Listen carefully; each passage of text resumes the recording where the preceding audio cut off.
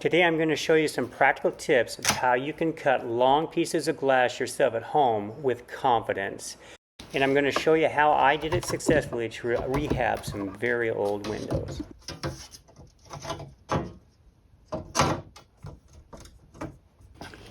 Now my first step is to make this shorter because it needs to be 32.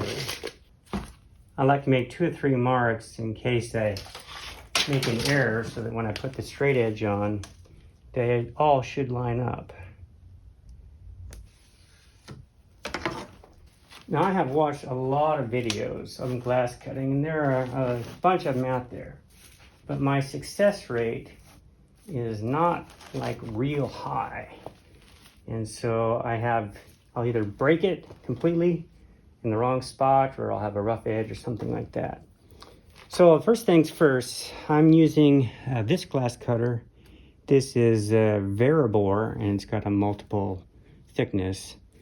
And so I have a little bit of oil here, and I'm going to just lightly dip it in there. Shake some of that excess off.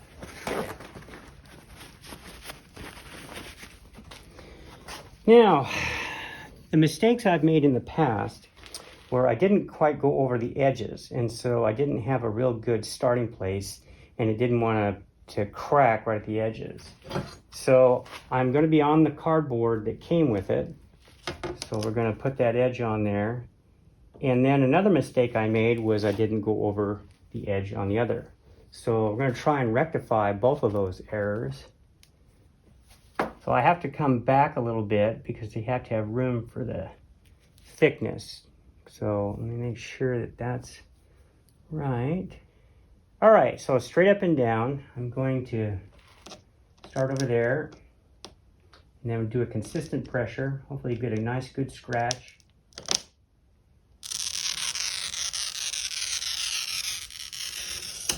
And that's the mistake I had not made before, or I had made before, where I didn't come over the edge. Okay, so now there are a bunch of different ways. I could spin it around and snap it off the edge. But I've been doing some practice cuts, and I don't want to lift this up too much. But I'm going to put a little bit of wood here. See if I can get a better piece. Well, let's use this. It's not too thick. Put that right on there, and then let me see if I got the camera. If I can see that. Do some even pressure. Okay.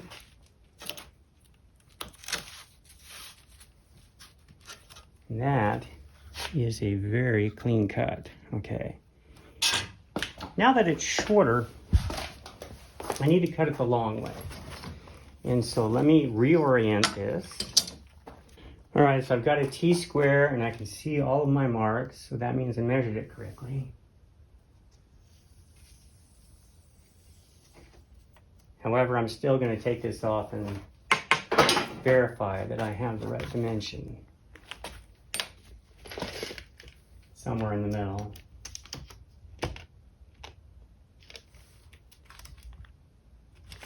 Good. All right, now this is the hard one. Let's see if I can see that all right. Pretty good.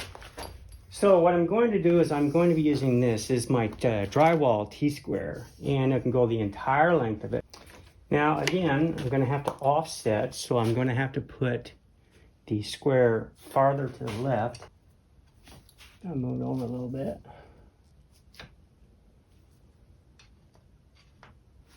That's good. Well, wish me luck. Here we go.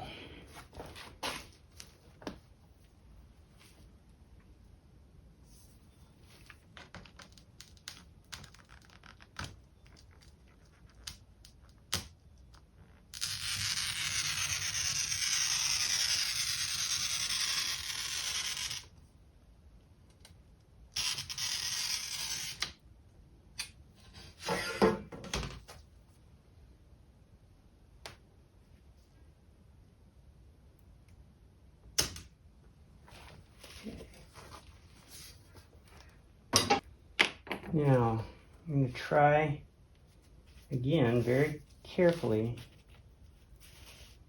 All right, here we go. Well, I hope it works. So I've got my little itty bitty spacer. Let's see if I can propagate that.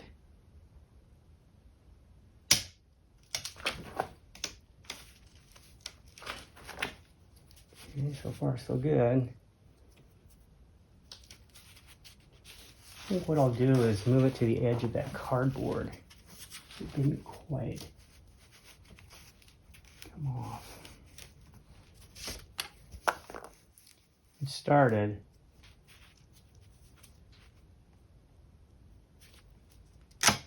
Oh boy, I think it worked. Oh, thank God, it worked. All right, very clean.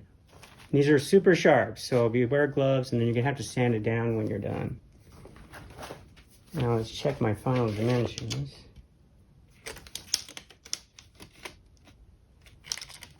Okay, great. Let me grab the window. All right, so it might be just a little bit too big. So I'm rebuilding these old windows. Pretty close. So here I gotta do just a little bit of widening. So let me make that groove slightly bigger. I've got a tiny plane. Let's see if I can make this just a little bit bigger.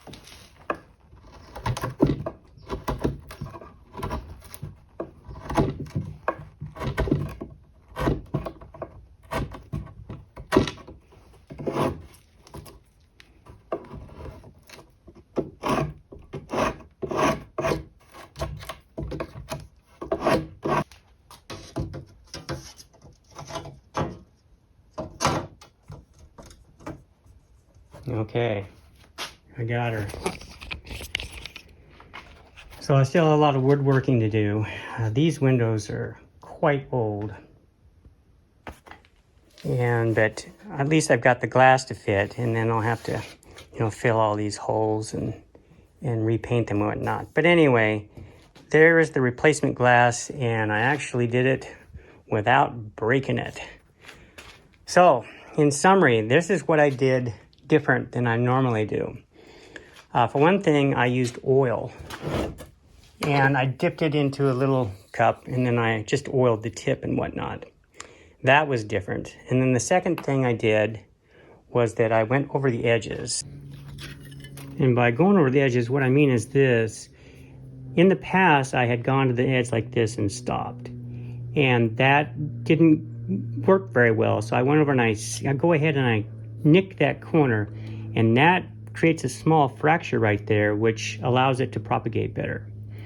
And then the third thing I did was I used a small piece of wood like this one over the crack. All right, so assume you've got something in the middle, then I would put it here over the crack and then just gently start here. Now, that I didn't think it would work for the really long one, but it was enough to get it started. Now, you notice I had to move it onto the cardboard, but it had propagated a crack about a foot and a half up, and then that's okay. And then I just moved this to the edge of the cardboard. So imagine that this is the cardboard that I had. I just moved the crack over and then just gave it just a slight push, and then it just went all the way perfectly. But you can see right here, well, here's some of my errors. Things just going crazy, not where I wanted to cut it. Look at this, it's in a straight line. But anyway, it's a lot better. I made a bunch of improvements, and so I hope these tips are helpful to you. We'll see you next time.